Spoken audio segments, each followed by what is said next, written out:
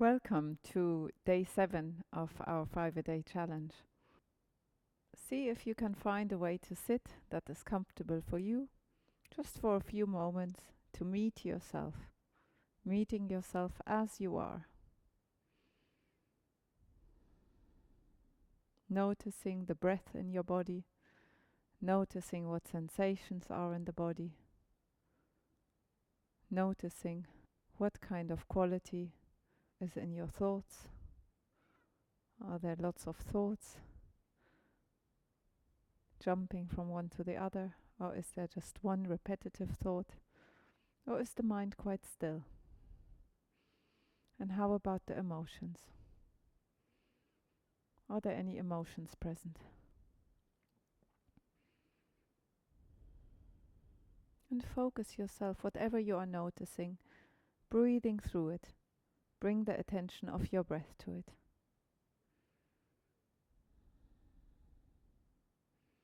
Allowing yourself to receive the in-breath with your whole being. Letting go of the out-breath, softening into the ground. Softening the shoulders. Letting go of the out-breath. Softening the jaws.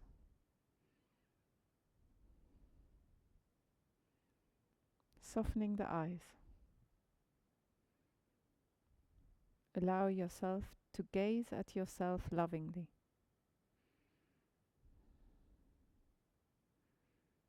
And then just bring a little bit of movement into your spine, taking one arm up and then the other arm up.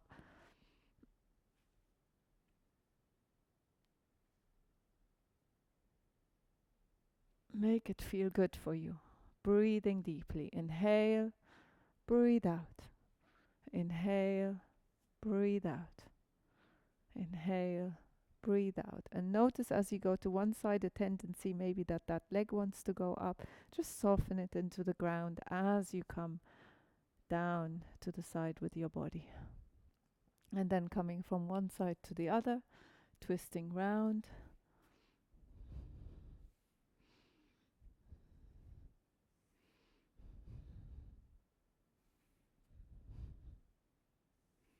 Good. And now I would like you to lie on your back. What we will need today as props, you can do this without a prop, but it would be good if you could get yourself a rolled up blanket or a small long bolster that just about fits under your hips. So I'm going to do this with a round, tightly rolled up blanket because we wanted to have a bit of resistance, a bit of push. And then come lie on your back and place your pelvis on top of the bolster. Shoulders away from the ears and just feeling that sensation of the bolster against your hips. That might already be a tiny little bit uncomfortable in those muscles of your hips. So see if you can just meet that with your breath. If there is pinching in the back, then perhaps don't do it. Just take the bolster away and meet the ground with your back and take your legs into this position, soles of the feet together. If it is a sensation that you can relax into, that you can meet with your breath, and then give your back to gravity, give your hips to gravity, just sinking in. Over time, that discomfort will ease. Deep inhale. Breathe out, soften. And this is one that you can do really for quite a long time. So if you have the time, pause the video and stay with this a little longer. And we're going to move on to the next one. So taking the soles of the feet together, feeling the sensations that the soles of the feet are feeling. Saying hello with your toes. Then taking both arms up, softening the knees to the ground. On your next out breath, imagine you have strings on your fingers and the arms are being moved next to your body. Allow space to be the factor that moves you And feel that spaciousness that happens in your rib cage as you bring the arms up, making space for your lungs. See if you can give up all the holding in your knees, in your spine, and synchronize your breath with the movement, allowing one breath to flow into the other so there is hardly any gap. As you finish your inhale, your arms reach the back point.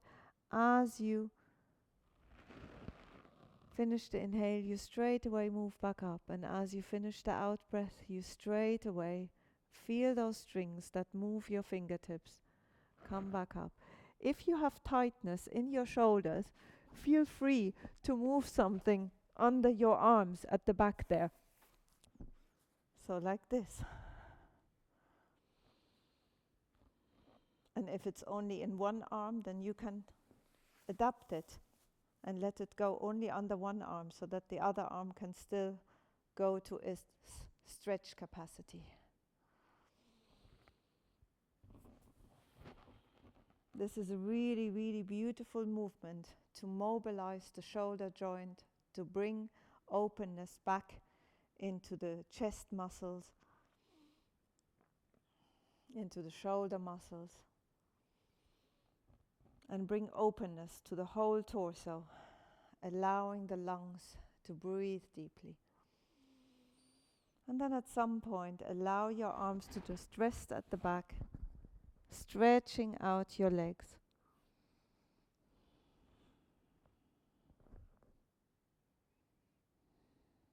And rest into the support. Notice what you notice.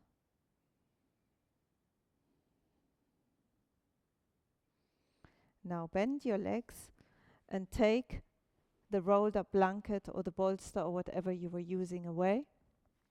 Stretch your legs out.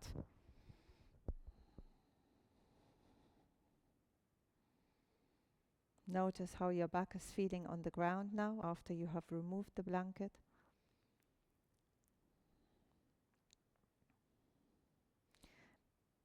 Now take your left leg, or maybe the leg that is closer to the computer, whatever works best for you, a little bit out to the side. And then take your other leg, the right leg, and cross it over the top, but make sure that your hips don't lift off the ground. Your hips and your body should still be aligned, parallel to the ground. And already you might be feeling a stretch on the side of the body, on the right side of the body, if the right leg is on top. And then, if that feels good for you, you can stretch your arms up and bring your arms also to the left. And feel that beautiful stretch on the side of the body, the crescent moon stretch, or the banana stretch.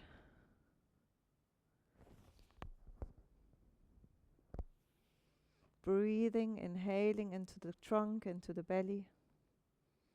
Breathe out, soften.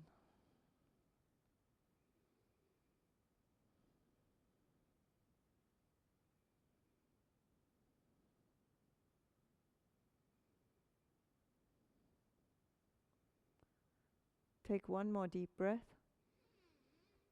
Breathe out. And walk your legs and your arms back. Finding alignment, taking a moment to integrate. Notice what you notice.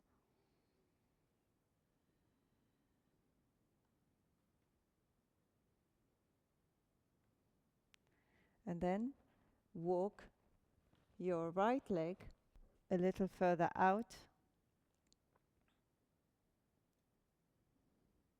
and take the opposite leg on top, making sure that your hip is remaining aligned.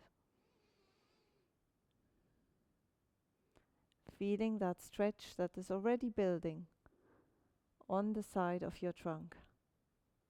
And then if that feels good, take your arms also to the opposite side. Make sure your shoulders remain relaxed, breathing deeply. Receiving the in-breath, letting go of the out-breath. Inhaling through the strongest feeling that is present. So nice.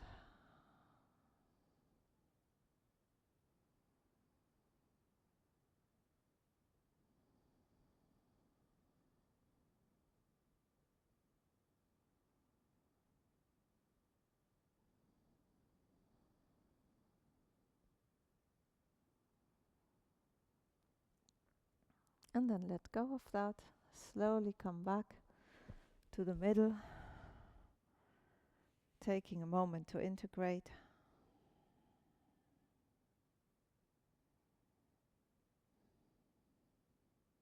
Noticing what you notice.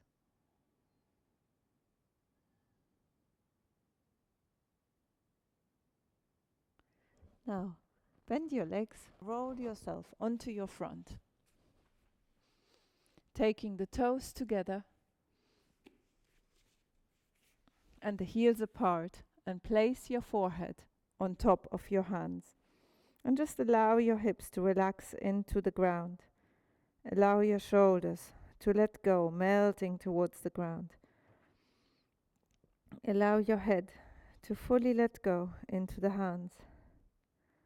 And allow your heels to just drop.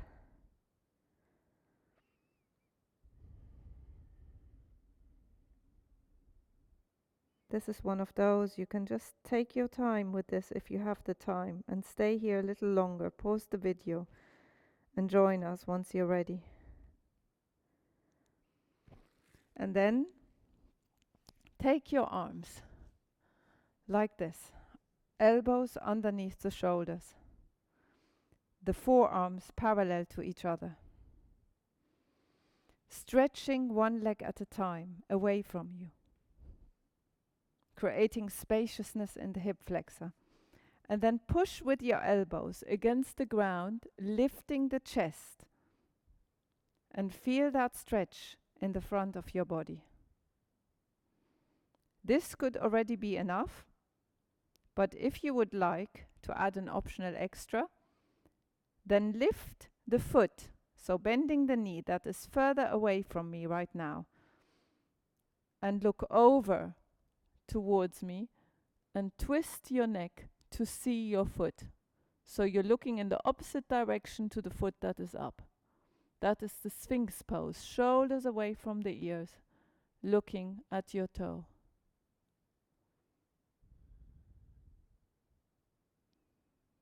And then change that around. Other side, lifting this time the foot that is nearer to me. Keep the head in alignment as you look over your shoulder, seeing if you can see the foot.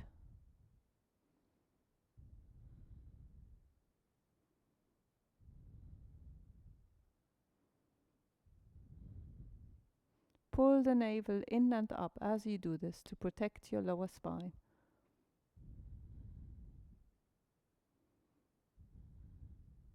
And slowly come back down. Rest your head, your forehead, on top of your hands.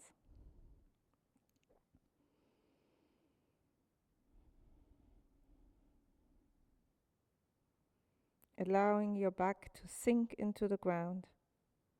Noticing how your spine feels a little different. When we do back bends like this, we're stretching the spaces in between the front of the vertebrae.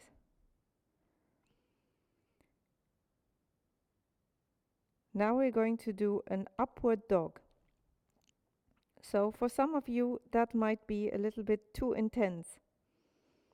So if you think, or if you know that you have a back problem where you shouldn't be doing intense back bends, then all you do is tuck your toes under and lift your hands and your forehead as far as you can go without the help of your hands. Just strengthening those back muscles. That will be really good for you. And holding it there. If you would like to do the upward dog, then you take the hands and place the heels of the hands just at the bottom of the rib cage, shoulders away from the ears, tucking the toes under. Pull the navel in and up, engage the pelvic floor, that is really important. And then lifting with the solar plexus away from the hips, come up. And let your hips relax. Shoulders away from the ears, so it's not like this. You're up here and just letting those hips relax. Keep pulling the navel in and up to protect your lower spine. Breathe deeply.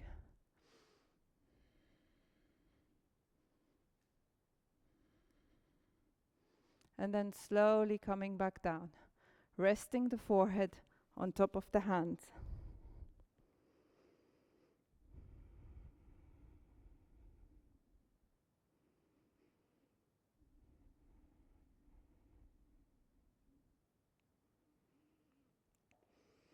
Push yourself up onto your knees. Walk your knees in. And a very good thing to do after a back bend is a twist. And let's make it a mobilizing twist where you just go from one side to the other. Just bringing a little movement into the spine again in this kneeling position. If you can be in kneeling, or you can go into a cross-legged position or do this on your chair. Very good. Now find a position that you can relax in. So either on the chair, sitting on a bolster. By the way, a very good way to sit if you have trouble sitting for a little longer. We'll only be here for about 5 minutes maximum. Is like this, on a bolster or a big cushion. So in this position, you automatically have your spine straight. Your bum only is on the bolster, and the legs are off. There is spaciousness in your knees because you're a little bit more lifted. And generally your body can really relax in this position. If it is available to you, don't use a bolster. Just allow your hips to rest on top of your heels.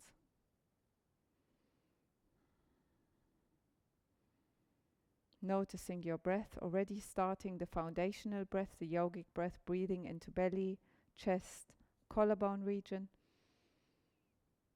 Breathing out without collapsing the rib cage, out from the belly, from the chest, and from the collarbone. In that order, inhale, breathe out.